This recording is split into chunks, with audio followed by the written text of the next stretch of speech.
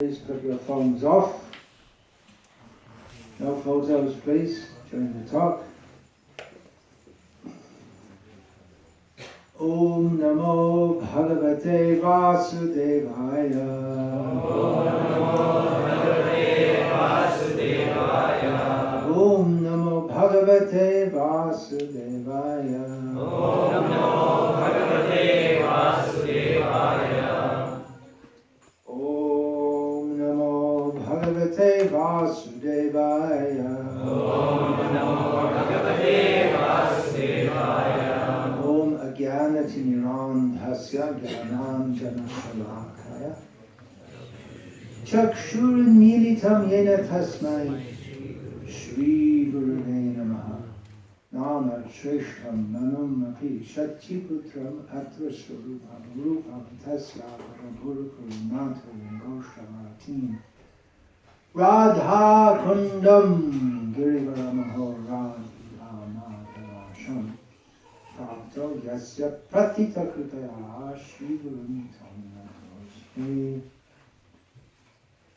Vandeham Shri Guru Shri Tathadikamalam Shri Gurun Vaishnavanscha Shri Rupam Sahajantam Sahajantam Tam Sajivam Sadvaitam Savadhutam Sahitam Krishna Chaitanya Devam Shri Radha Krishna Padam Sahagana Lalita Shri Vishakha Guru Vaishnava Bhagavan Tine Smarane Hoy Vigna Vinashan Anayashe Hoy Nija Bhavchita Puran Hare Krishna Krishna Krishna Hare Hare Hare Rama Rama Rama Hare. Continuing the discussion from last night on Sri Vishnu Sahasranam, name 922, Punya Sravana Kirtana. Punya here refers to that which purifies. Last night we discussed how materialistic punya doesn't purify in the same way that bhakti mukhi sukriti, or pious activities, in relation to devotional service, there's a difference. There may be superficial, or there will be superficial purification from materialistic pious activities. Superficial in as much as it purifies one from sinful reactions and to some extent from the tendency to commit sinful activities, but it doesn't have the effect of cleansing the heart from the deep level as bhakti does, that this pure devotional service does. Bhagavan, the Supreme Personality of Godhead, Krishna, his glory, his qualities, Nam, Gun, Rup, Lila, Parika, everything about him, his name, Nam, Gun, his qualities, his form or forms, his pastimes, his associates, his holy dham, everything about him is so glorious that simply by discussing it, by hearing about it, by speaking about it, we become purified. Punya Sravana Kirtana, one whose glories or topics regarding whom, when heard and sung, causes punya to grow in the heart of the devotee. Punya here, we can understand that to mean the inclination to perform devotional service to Krishna. There have been several names prior to this in Vishnu Sahasranam of similar import. Stavya, he is the one to whom praise should be offered. Stava Priya, who likes to be glorified. Araka, one derivation of the term Araka is similar, who is glorified. Katita, the one who is spoken about. Ravi also means the sun and also means one who is glorified. Punya Kirti, whose fame is glorious, or whose glorification of whom makes one Punya Kirti, by glorification of him, of his glories, then one becomes pious. Another name which is common in the Bhagavatam is Punya Shloka. Description of him is virtuous. It doesn't include Kirtan, but then there's no Sravana without Kirtan and no Kirtan without Sravana. The two things have to go together. Now, everything about him and all the activities of devotional service, they're all pious to hear about. Srila Prabhupada in a talk on Bhagavatam,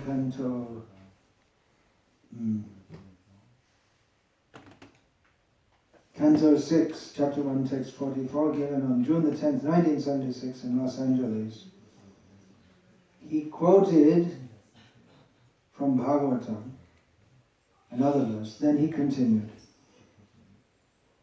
This Bhagavatam verse, this Punya Sravana Kirtana verse.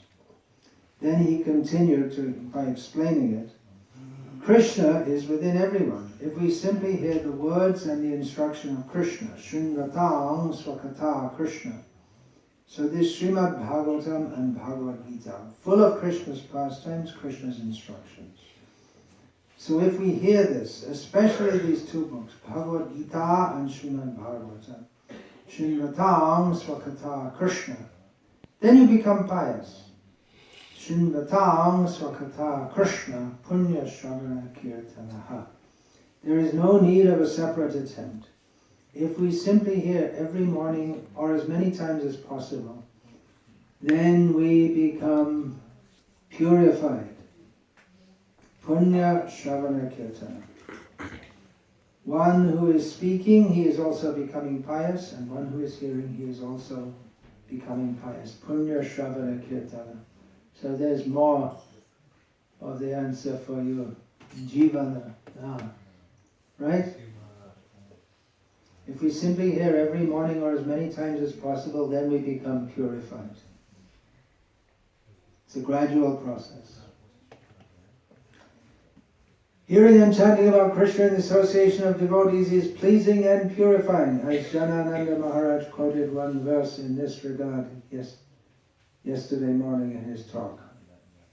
This well-known verse, Satang Prasangam Mama Virya Samrido Bhavanti Hrit Karna Rasayana Kata Tat Joshavat. What's the next word? Ashpava Varga Vargnani Shadha Ratya Bhaktir Anukramishvati. Who spoke that verse? Don't say. Lord Kapila Dev. Yeah. To his mother, Mother Deva.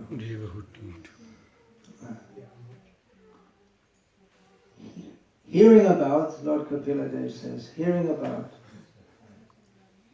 my glories, my activities, hearing in the association of devotees about my glories and activities is pleasing to the heart and the mind.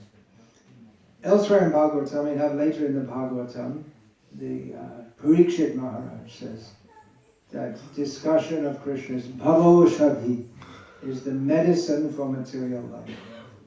Hearing about Krishna.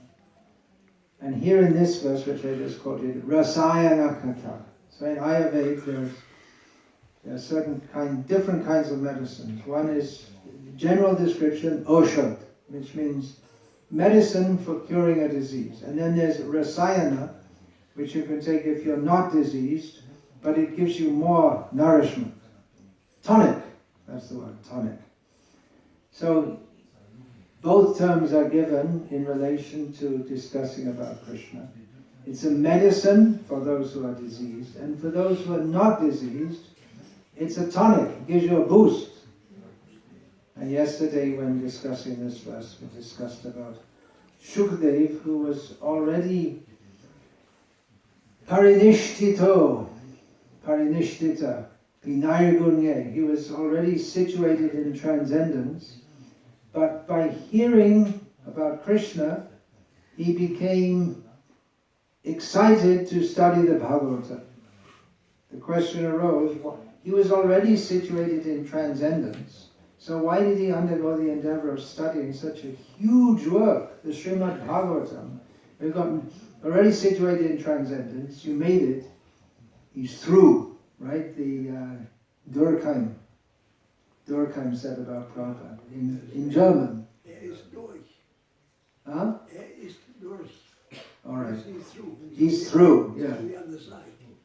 Professor Durkheim said about Srila Prabhupada after meeting him. He's through, he's made it to the other side. So Shukdev was already beyond this material attraction, but still, so there's nothing more to do, right? You made it. Done it, finished.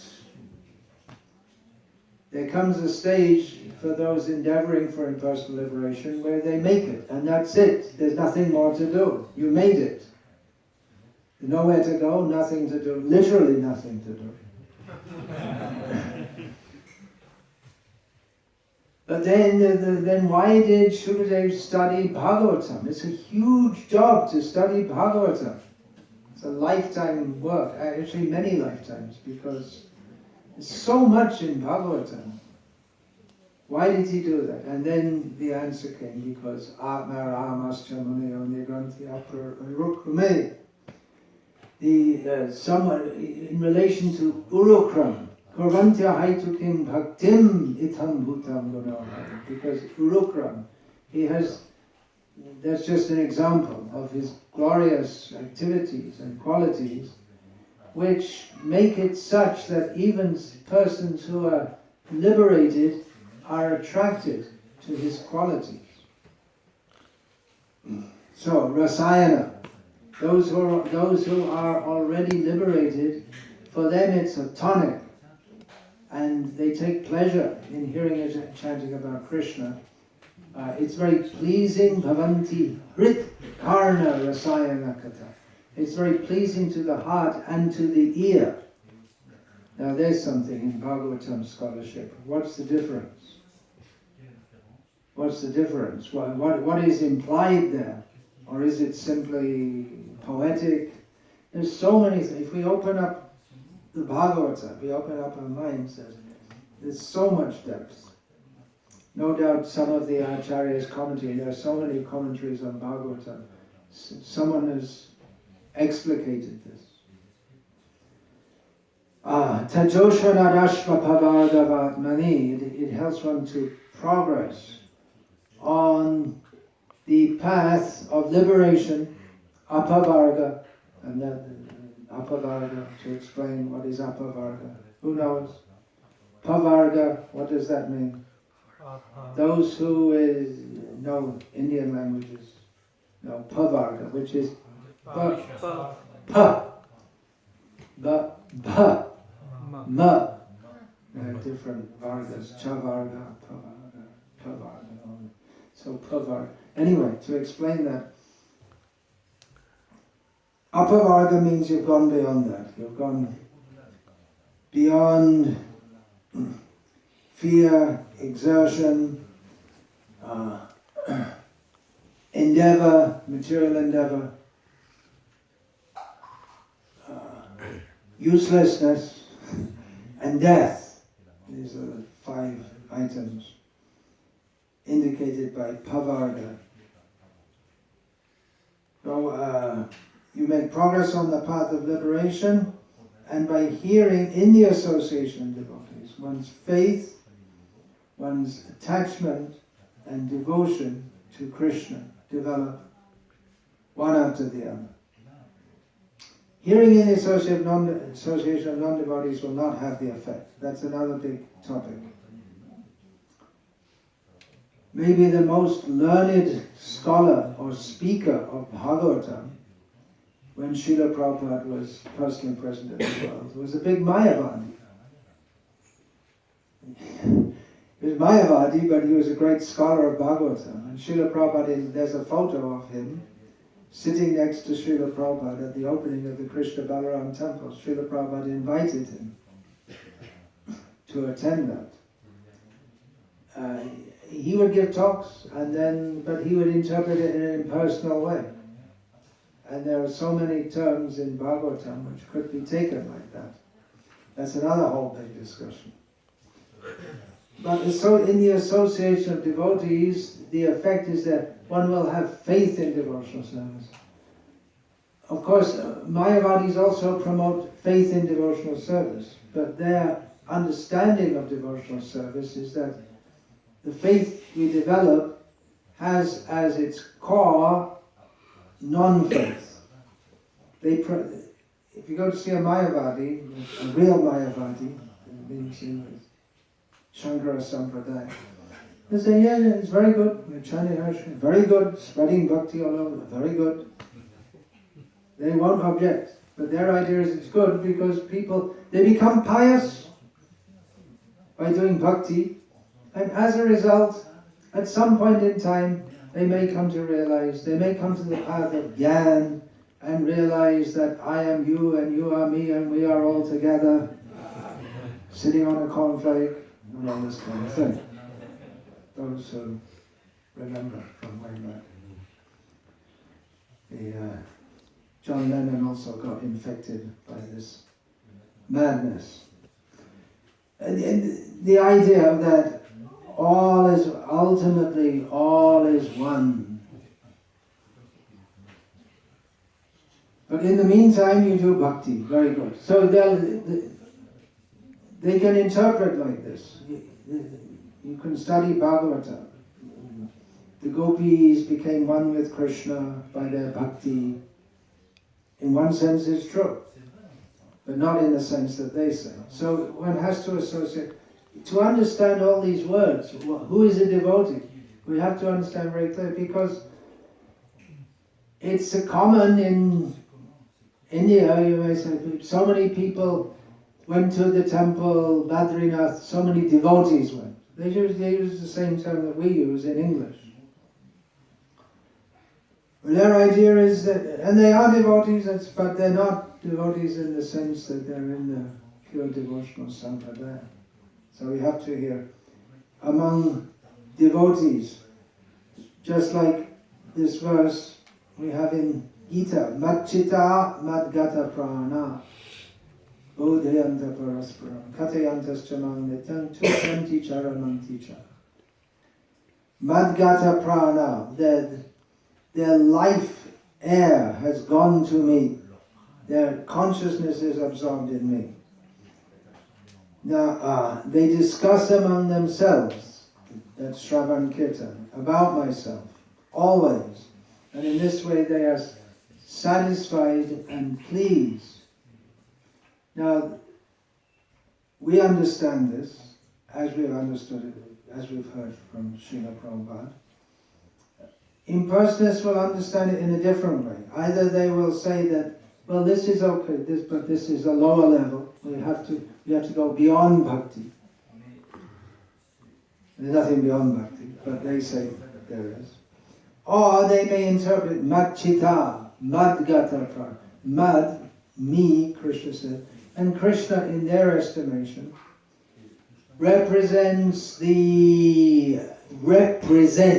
Krishna represents the eternal, unborn, undying oneness. And in this way, they made such a philosophy that even if we hear the Bhagavata, everything will misunderstand. So that's why it's so important to have a proper understanding from the very beginning. Of course, they will say this is the proper understanding. And so important to understand different words. What is the meaning of the word Bhagavan? What is the meaning of the word Bhakti, Bhakta? What is the proper meaning? Srila Bhaktisiddhanta Saraswati Thakur, one of the main tasks he saw for himself was to define the usage of words. Because we read Bhagavad Gita, impersonalists read Bhagavad Gita, and they see something else. Just like here, Matchita. What is that? Mat means Krishna. Grammatically speaking, it must refer to him. But then how do we understand what is meant by Krishna? So important to understand. For some time I was stationed in Thailand, a hardcore Buddhist country, Theravada Buddhism, if you happen to know the difference between Theravada and Maharaja. Theravada is the original, they say, Buddhism. And it's strictly non-devotional. They have a philosophy, and in their philosophy it's made in Sanskrit, first in Sanskrit and then later in Pali. They use all the Sanskrit words that we want to use, but they have their own interpretation. So if you want to preach those people and use the words that we need to use to preach, they've already taken all the words and interpret them in such a way. Just like, all right, let's have an easier example. If we say we go out on the street and we speak to someone about God, le Dieu. Is that, how do you pronounce it? Not bad. Giving me a nod there. Not bad for an Englishman. So if we say, and people will talk to us, yes, yes, God, God. Some people in France, they might be. Talking about God, and we can have a conversation for half an hour, and he understands one thing, he or she understands one thing, and we understand something else, and we agree with each other. But we agree with each other, but there's no actual communication, because their understanding of the word God is very different to what we understand by God. Srila Prabhupada established the International Society for Krishna consciousness. He was asked by the lawyer who was commissioned to help with the legal wording and the registration of the document to make it God consciousness. That would be more understandable, more inclusive. And Prabhupada said, no. You say God and they'll bring so many different ideas. We want to be specific. Krishna. Krishna means God and God means Krishna. But Krishna is specific. God is a term, one of the most misused terms in any language. Except Thai language. I just heard about Thai. You know why? There's no word for God. They don't have any concept. They don't have any concept. It's hardcore atheism.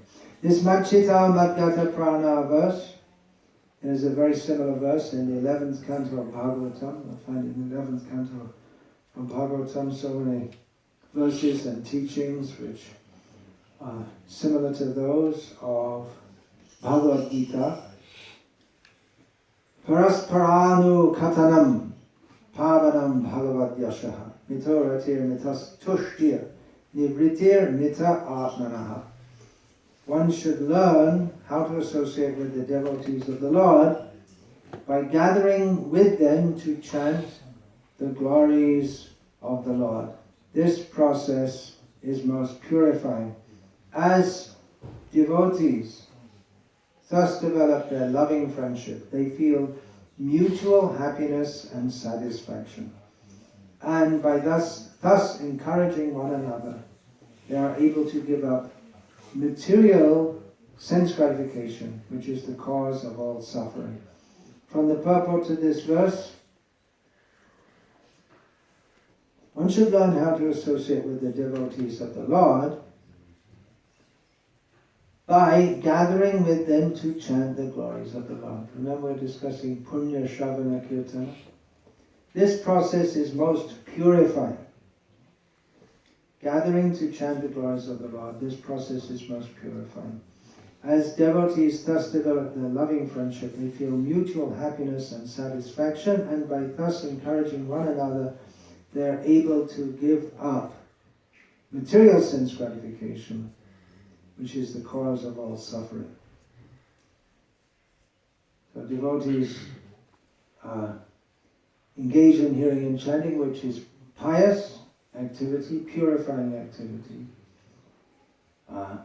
Just as devotees take pleasure in glorifying Krishna, Krishna takes pleasure in the act of them glorifying him.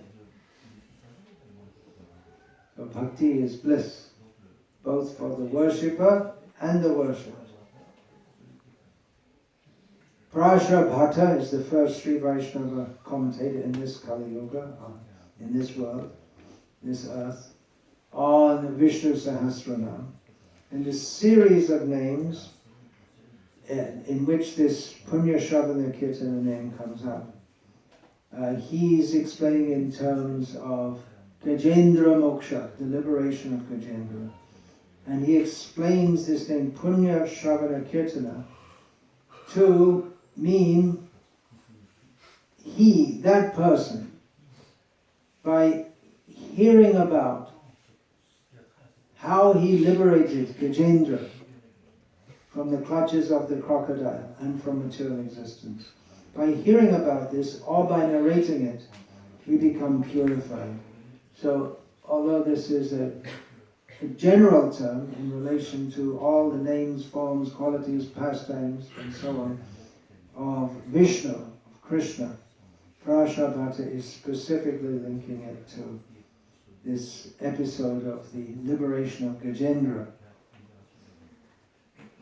In this regard, Parashara Bhatta quotes from Vishnu Dharma in this series of names, which he's explaining in terms of Gajendra Moksha. He quotes every time from the Shastra called Vishnu Dharma. Shrutena hi kuru shrestha smitena katitena va Gajendra mokshainayava sadhya papat vimuchyate.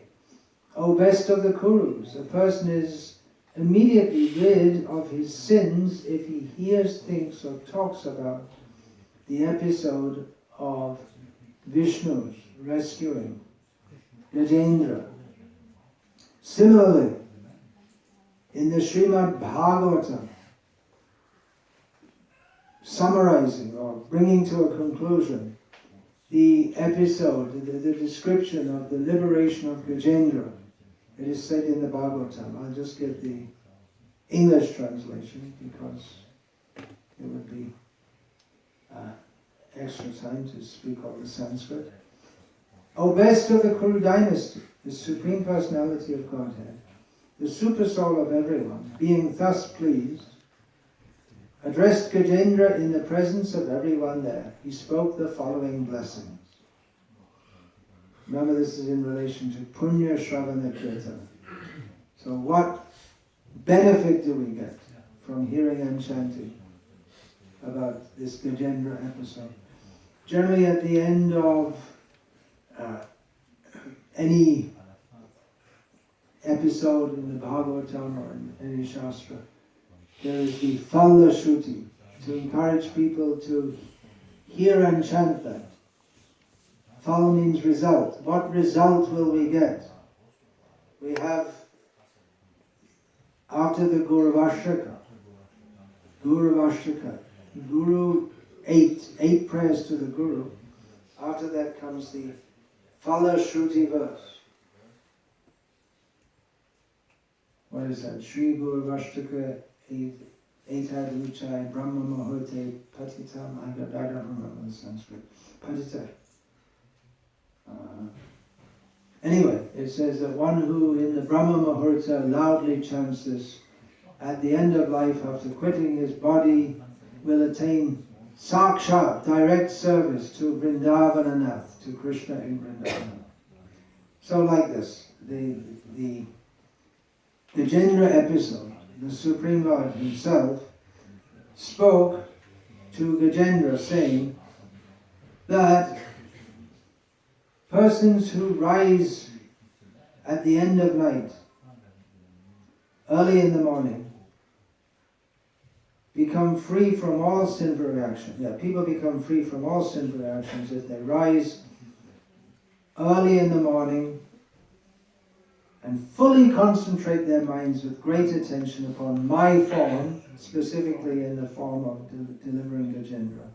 Your form, this lake, this mountain, the caves, the gardens, the cane plants, the bamboo plants, the celestial trees, the residential quarters of myself, Lord Brahma and Lord Shiva, the 3 peaks of Trikut mountain, where this pastime took place, just close to the Trikut mountain. Trikut means 3 peaks.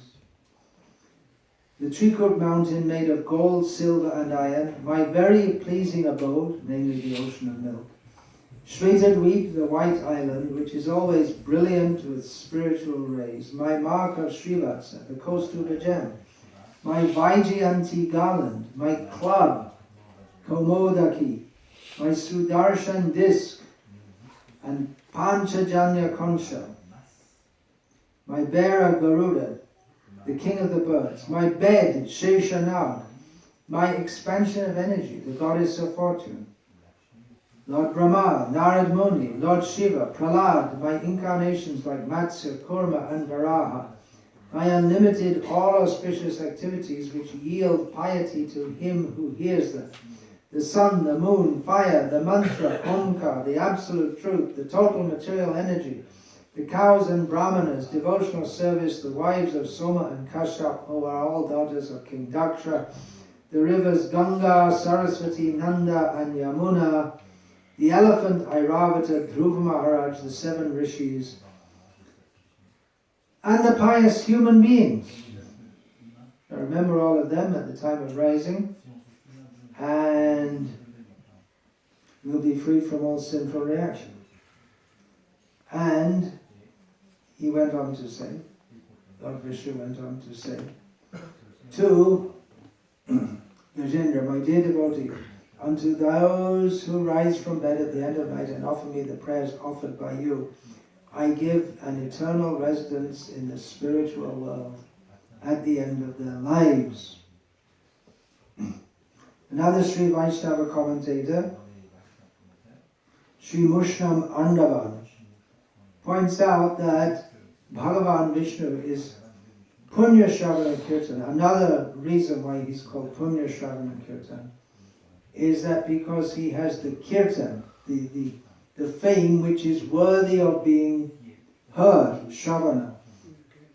And that by hearing the glories of he who should be glorified, that will remove all our sins. And in this regard, he quotes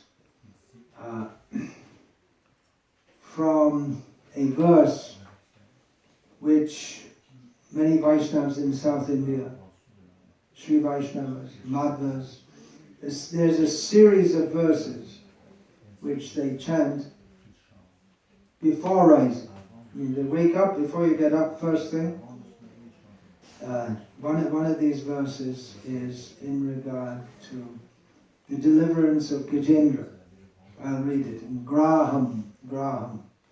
Who knows what Graha means? You probably don't know. Graha. You know what that means? Graha? Planets. Oh yeah, well actually graha, why is a planet called a graha? Certain planets are called graha, not all planets. Graha means to accept or to take hold of. So some planets are called graha because they have an astrological influence, they grab us. So here graha means a crocodile, grabs you. Graham graste gajendre sarvasam tarksham aruhya bhavan vyagurnan malya bhusha vasan parikaro mega gambhira goshaha vibhrano ratangam sharamasim abhayam shankha chapo cha ketao hastai komodakim api avatu harirasa vang Hasam Sanghate Naha, which means the same thing. Who remembers the Lord coming on the back of, mounted on Garuda, coming swiftly to Gajendra, who was caught by the crocodile, who remembers all of this. He's blowing his conch as he comes, instilling fearlessness in Gajendra, calling out in a voice as deep as thunder from the cloud. In his hand, so this is similar, it's a description of the Lord. In his hand is the club, Komadaki. One should remember all this, and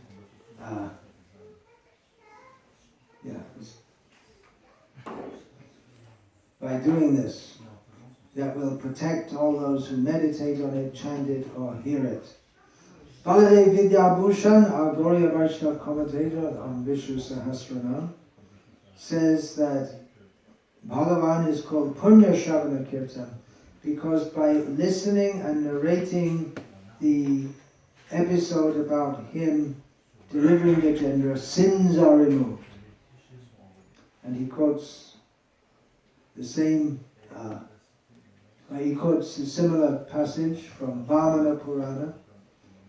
Shrutena hi kuru shreshta smitena katitena va Gajendra mokshane nayava sadhya papad pramuchate.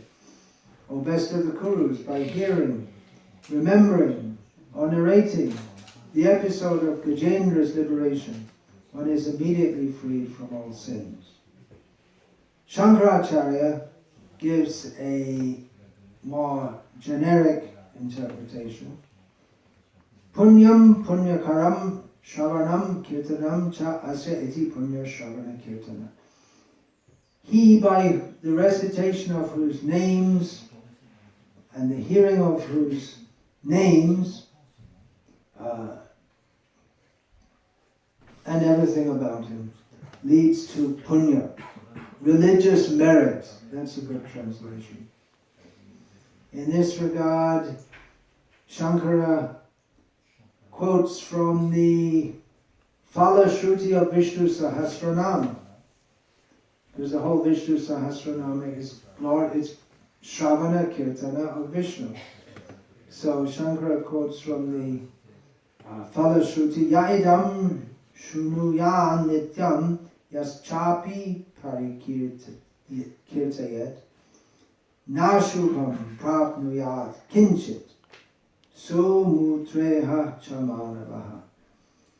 Anyone who daily recites Vishnu Sahasranam or hears it being recited, nothing inauspicious can overcome such a person, neither in this world or the world beyond, not in this life or in future lives. And it's probably mainly for that reason that many people, it used to be that all brahmanas would recite it daily. Still in South India, some do, many. All brahmanas used to do it. That's why Chaitanya Mahaprabhu, when he came to the house of Srivas Thakur, he asked him one time, you recite Vishnu Sahasranam. It's just expected that all Brahmanas know it because they recite it daily. The speaker and both the speaker and the hearer are purified. Means that even if one is fully pure, he becomes even more, because bhakti is unlimited. Even Shukadev was purified by speaking. So many new realizations came when Shukadev spoke. That's why Vyasadeva was listening. Vyasadeva wasn't listening in the term in the mode of a teacher conducting an examination. He could have been sitting listening to see, did he get it right? But he was listening almost in the mood of a disciple, as was Narada. Because he understood, they all understood that Shukadev, Shukamakar Amrita Drava Samyatam, has become more sweet, more delicious. We gave him something and then he's increased it more and more. So they wanted to hear, and that happens when we discuss and consider the topics Shravan, Manan, Shravan, Manan, Nididhyasana. We should hear, contemplate, and then we the chitete kriya aika, that becomes as if one with our heart. And then more realizations can come, because Krishna is unlimited. The Bhagavatam, as we have it, given to us by Srila Prabhupada, with all the verses, but then after Bhagavatam was compiled by Vyasadeva, the same Bhagavatam coming up, and then we have all the commentaries, and the commentaries bring out more and more points, and it's unlimited, because Krishna is unlimited. Srila Prabhupada, in a lecture on Bhagavatam, on December the 23rd, 1974, said, Punya yashaha, if you glorify Krishna, then we become pious. Therefore there are so many prayers to be offered to Krishna. That is bhakti. From the Bhagavatam, Canto 10, Chapter 90, Canto 10, Chapter 90, Text 27, Urugaya Urugita, countless songs glorify him in countless ways. Srila Prabhupada once said that even if you wanted to read all the devotional literature, and you started now, you couldn't finish in your life, and that's only which is presently extant. There's so much which has been lost also. And it's going on up to the present day. So many devotees are writing so many things about Krishna consciousness. There are many verses in the Bhagavatam itself that encourage us to go on hearing and chanting about Krishna and tell us that the great effects of doing so. Hearing, chanting, remembering. Some verses stress hearing. We should hear about Krishna. Satam Kusam Dharmanavirya. Some encourage chanting, Hare Namanu Kirtanam, chanting the names. But there's no chanting without hearing. If we chant, someone's going to hear. We hope Krishna will be kind enough to hear us. He also hears about himself. We ourselves can hear. Others may hear. So there's no kirtan without Shravan, and of course there can be no Shravan without kirtan. Someone has to say something about Krishna, chant the holy names, and then we can hear. So both go on simultaneously. And also in Shravan Kirtan that implies there must be satsang, because who is going to speak about Krishna? Of course impersonalists may also do so. Or materialistic devotees may also do so. And I discussed that last night. But particularly we should find out devotional association to hear topics of Krishna. So there are many verses which recommend hearing and chanting about Krishna right within the Bhagavatam itself. And I'll read some of them. Tasmad ekena manasa bhagavan sabdatang patihi shrotavya kirtitavyascha dheya pujas cha nityada. Therefore one should constantly hear about, glorify, meditate on and worship the Supreme Lord, the protector of the devotees, with single-minded concentration. Very similar to this verse is from the first canto, and in the second canto there is a very similar verse. Tasmad bharata sarvatma bhagavan ishvaro harihi shrotavya kirtitavyascha smartavyas je chatha bhayam. O scion of the Bharata dynasty, one who desires fearlessness should hear about, glorify, and also remember the Supreme Lord Hari, the soul of all beings and Supreme Controller, for he alone steals away all one's miseries. And again in the second canto. Tasmat sarvatmana rajan hari sarvatra sarvada shrotavya kirtitavyascha smartavyo bhagavan nunam. Therefore, O king, whatever one may be, the Supreme Lord Hari should always be spoken about, glorified, and remembered with full concentration. So hearing and chanting about Krishna means hearing and chanting about his name, form, qualities, pastimes, associates, activities. I already said his pastimes, and also his activities for overseeing the material world, his holy dhams, but especially emphasized again and again in the Bhagavatam and elsewhere is Nama Kirtan, glorification of the holy name of Lord Krishna. For instance, Etam nirvidyamananam ichchatam akuto bhayam yoginam nripa nirnitam harer namanu kirtanam. O king, nirnitam, it has been ascertained that for those yogis who are indifferent to material pleasures and who desire complete fearlessness, the best path is constant chanting of the holy name of the Lord.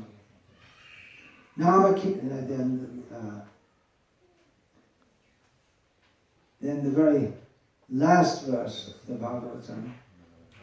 Nama Sankirtanam Yasya Sarva Papa Pranashanam Pranamo Dukkha Shamanas Tam Namami Harim Param.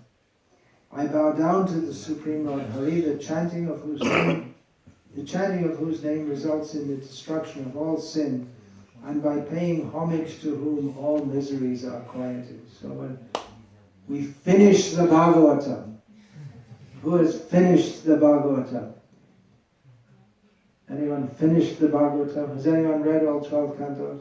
Read through? We have a few. I guess I should put them. We have a few here. Yeah, should be more. But at the end, what's the conclusion? Chant Hare Krishna.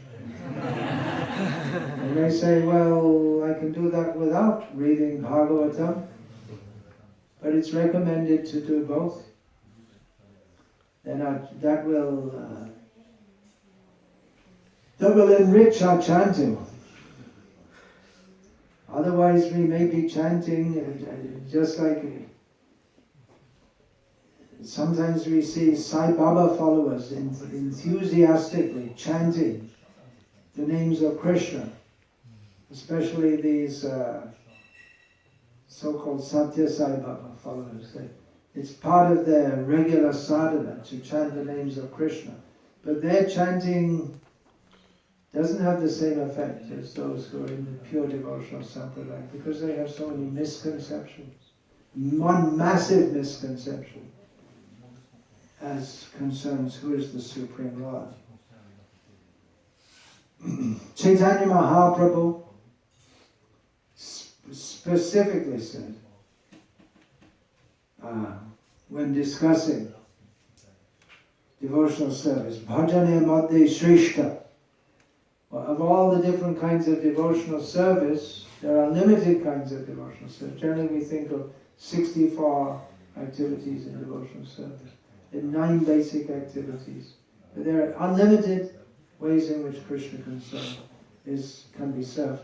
But Chaitanya Mahaprabhu says among them the best, Bhajane Madhya Shrishta Navavidha Bhakti. Krishna praying, Krishna Dite Hare Mahashakti. Chaitanya Mahaprabhu said among all the processes of devotional service, 9 kinds are the best. 9 he doesn't specify here, but it's understood. The 9 kinds mean Shravanam, Kirtanam, Vishnu Smaranam, Sevanam, Archanam, Vadanam, Sakyam, Atmanivedanam. Then Chaitanya Mahaprabhu says all these processes have tremendous potency to bestow upon us Krishna prema, love of Krishna, and Krishna himself. Chaitanya Mahaprabhu goes on to say, Tarama De Sarva Shrestha Nama Sankirtan. Among all these 9 processes, the best is Nama Sankirtan. Then a very important word comes next. You know what that is? You don't know that one. Niraparadhe. Nama Laile Pai Premadham. If one chants offenselessly, one can get the great wealth of love of Krishna. And that's why we need to hear also. If we hear what are the 10 offenses, sometimes we say the 10 offenses to be avoided while chanting the holy name, but they're to be avoided while not chanting the holy name also. So that you can avoid 10 offenses while chanting and then make them while you're not chanting, because they're mostly philosophical, or they depend upon understanding. To blaspheme, if we don't understand the position of devotees and we're envious of them, that's an offense. And then philosophical, second offense. To consider demigods like Lord Brahma and Lord Shiva to be equal to or independent of Krishna, we have to hear Bhagavatam, we have to hear the message of Krishna to understand this. So, Nama Sankirtan is the best process, but it cannot be complete unless we have heard and absorbed the message properly. If we chant without offenses, then we can get love of Krishna. Furthermore, from Chaitanya Charitamrita, Eka Krishna Nama Kare Sarva Papa Koi Nava Vidha Bhakti Purna Nam Huite Hoy. Simply by chanting one name of Krishna, one can be freed from all sins, and all the 9 processes of devotional service are complete and perfect by chanting the holy name. In the 12th chapter of Gita, all the different processes that one may perform for purification. The best is to always be absorbed in thought of Krishna. But because people are not absorbed in thought of Krishna, Krishna spoke Bhagavad Gita. Krishna says, surrender to me. People find it very horrible even to contemplate such a thing. But Sankirtan can be easily performed. Inner purification of the heart by performing yoga, stilling the mind, are very difficult. But it's very easy to chant the holy names of Krishna. For most people. Physically it's easy. Mentally it might not be easy because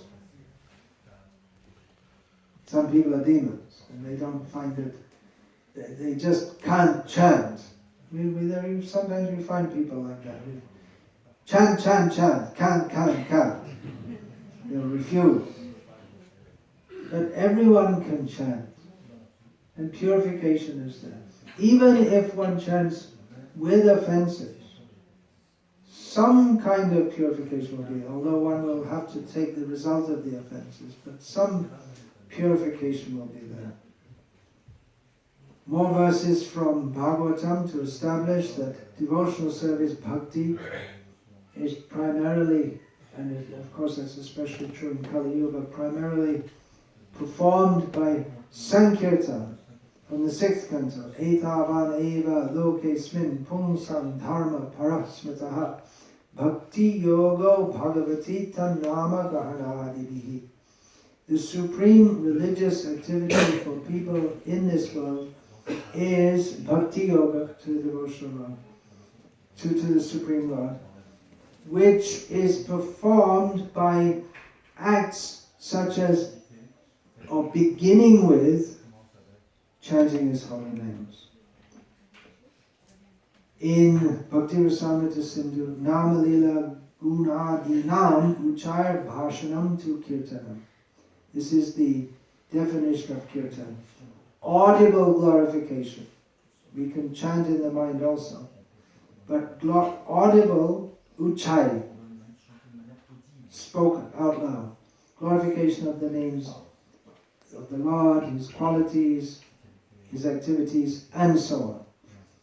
Still in the Bhagavatam and taught by the Chaitanya Mahaprabhu's followers, the chanting of the holy name, Chaitanya Mahaprabhu clearly established Harinam Sankirtan as the best and far above Dharma, Artha, Kama and Moksha, which are not to be sought by chanting the holy names or by chanting the Bhagavatam. Yesterday I was discussing about the Bhagavat Saptaha, which gives piety, some kind of mundane piety for those who want mundane results. Gives some feeling for Krishna, no doubt, but really one has to associate with pure devotees, those who are in the pure devotional sampradaya, in order to get the real goal of hearing of Bhagavatam, chanting the holy names. More verses about Nama Kirtan from Chaitanya Charitamrita. There are many in the 7th chapter where Chaitanya Mahaprabhu tells the Mayavadis of Varanasi about the glories of chanting the holy name. Here's one from the 7th chapter of Adi Lila of Chaitanya Charitamrita. Nam mina kali kali nahi aradharma sarva mantra saranam ei shastra marma. In the age of Kali, there is no religious activity other than chanting of the holy names. The holy name is the essence of all mantras. Kale, then Bhagavatam. Kale dosha nidhe rajan asti eko mahan gunaha. Kirtanad eva krishnasya mukta sangha param brajet. This Kali Yuga is an ocean of faults. Fish swimming in the ocean. If he goes up, down, left, right, forward, backward, there's only water. So in the same way in Kali Yuga, if we go up, down, left, right, back, forward, there's sin, contamination, fault. It's an ocean of faults. But one great thing about Kali Yuga, but simply by chanting the holy names of Krishna, one can be released from all this contamination, and one can go to the supreme abode. Therefore, the next verse in Bhagavatam states, after this well-known verse, Krute yadhyayato Vishnu, Traitayam yajyato makai, Dvapare paricharyayam kalo tad harikirtana. That which is attained in Satya Yuga by meditation on Vishnu, in Treta Yuga by fire sacrifices, in Dwarka Yuga by deity worship, is attained in Kali Yuga by chanting the names and glories of Lord Hari. And of course, a well-known verse from Brihadaradiya Purana, Hare Nama, Hare Nama, Hare Nama, Eva Kevalam, Kalanaste, Vanaste, Vanaste, in the Kali Yuga, the age of quarrel and hypocrisy, no other way to attain the supreme abode than chanting the holy name of Hari, chanting the name of Hari, chanting the name of Hari. Chaitanya Mahaprabhu explained this. Kali Kali Nama Rupe Krishna Avata Nam Hoite Hoi Sarva Jagat Nishta. In the age of Kali, Krishna has descended, his avatar in the form of the holy name. And by this holy name, the whole universe can be delivered. Dharja lagi hare nam ukti teen bad jara lok bhujaite puna evaka. Keval shabde punarapi nishchay karan jnana yoga tapa karma adi nivaran. Anyata jaymane ta nahi nishta nahi nahi nahi 18 evaka. So Chaitanya Mahaprabhu explained that in order to emphasize how in Kali Yuga Harinam is the way, the only way, therefore 3 times it is said, because in Kali Yuga people are very dull, so to bang it in, Harinam, Harinam, Harinam, okay, got it. And therefore also Eva is said, Harinama Eva. Are you sure? Yes, definitely. Kevala again, it's saying, Eva, Kevala, it's only way. Just wrapping it in. Just making the point that all different processes, by becoming a great yogi or becoming a very materially pious person or following the path of impersonalism, they're all thrown out. All these things won't help us in Kali Yuga. Therefore, nahi, 3 times again. 3 times. No, no, no. Kaliti, what is it? Kaliti Keval Upai Govindanam and Kali Yuga. Only the name of Krishna will uplift us. Then again from Kali Santanara Upanishad. How does that verse begin? There's more than one verse. Begins Hari Rama. Who said that? You're from South India. It's a trick question.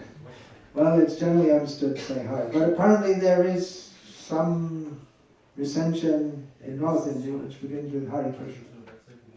Hare Krishna, Krishna Krishna, Hare Hare. Hare Rama, Rama Rama, Hare Hare. Itishwa Rashakam Nam Kali Kalmasha Nashanam Natah Prataropaya Sarvade Devishu Drishyate. These 16 names destroy the bad effects of Kali Yuga, because Narada was asking Brahma, what are you going to do? Kali Santana, everyone's drowning in Kali Yuga. Santana, you have to swim. How are you going to swim? How are you going to survive in Kali Yuga? Brahma said, this is the way. What did Brahma say? I just said these 16 names, which destroy the bad effects of Kali Yuga. And if you study all the Vedas, as Brahma did 3 times, you won't come to a better conclusion than this. It's often said, so you see, chanting is always emphasized, but at the same time, this we're discussing in Punya, Sravana, Kirtana, hearing and chanting about Krishna. Oh, I think I'm getting into another subject. I'm going to finish here, because I'm getting into another angle on this, and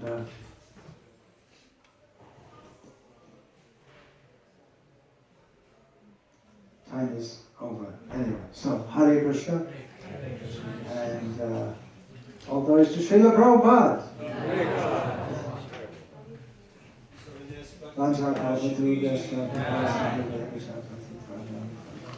Vishnu